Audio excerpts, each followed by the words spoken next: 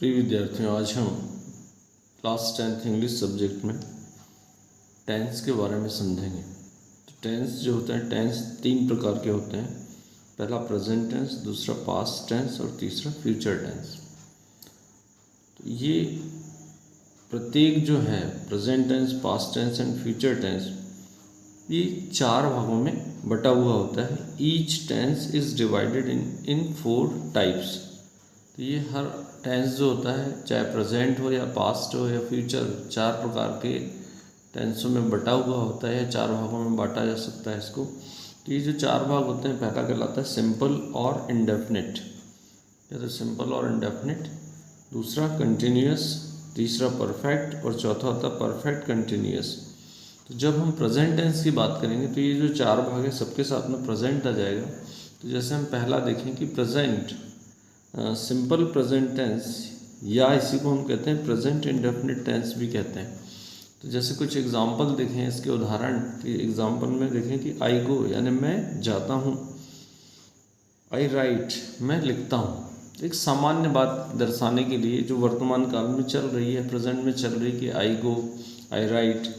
यहाँ पर इसका जो स्ट्रक्चर होता है, ग्रामर के हिसाब से बेसिक स्ट्रक्चर होता है कि सब्जेक्ट और साथ में वर्ब का फर्स्ट फॉर्म होता है।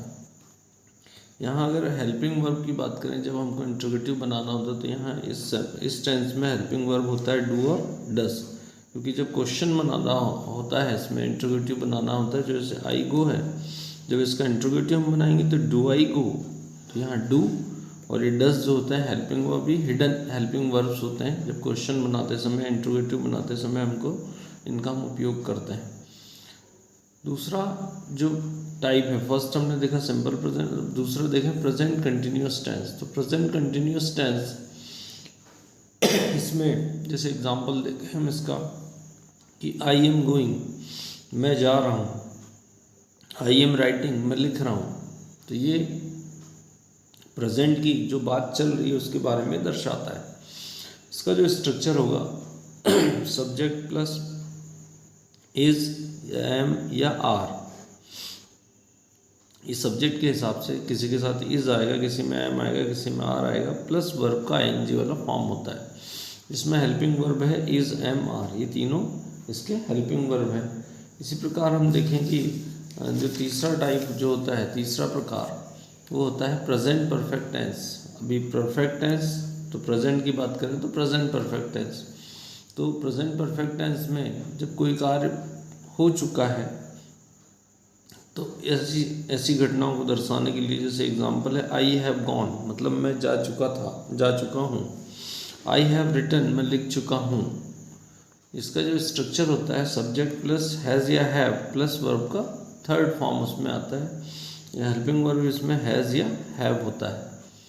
अब हम चौथा जो प्रकार होगा, तो प्रेजेंट टेंस का जो फोर्थ टाइप है प्रेजेंट परफेक्ट कंटिन्यूअस टेंस। तो प्रेजेंट परफेक्ट कंटिन्यूअस टेंस, सामान्य इसको हम कोई कार्य निश्चित रूप से लगातार चल रहा है तो उसको दर्शाने के लिए इसका उपयोग करते हैं। एग्जांपल देखिए कि आई हैव बीन राइटिंग, मैं लगातार लिखता रहा हूँ या लिख रहा हूँ, लगातार लिख रहा हूँ। आई हैव बीन ईटिंग, मतलब मैं खाना, आई हैव बीन ईटिंग मतलब मैं लगातार खाता रहा हूँ या लगातार खा रहा हूँ।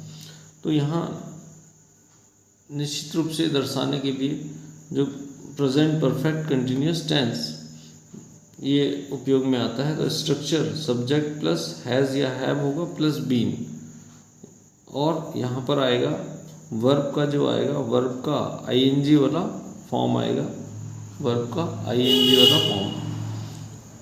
इसमें हेल्पिंग वर्ब होगा हैज़ या हैव, और साथ में रहेगा, हर समय इसमें साथ में रहेगा बीन। इस प्रकार हमने आज प्रेजेंट टेंस से संबंधित जो 4 प्रकार हैं इनके बारे में देखा। अगली बार में हम पास्ट टेंस और फिर नेक्स्ट इसमें फ्यूचर टेंस, और इन सबको फिर एक साथ भी एक टेबल में हम देखेंगे। बार बार इसका अभ्यास करें, लिख कर देखें। धन्यवाद।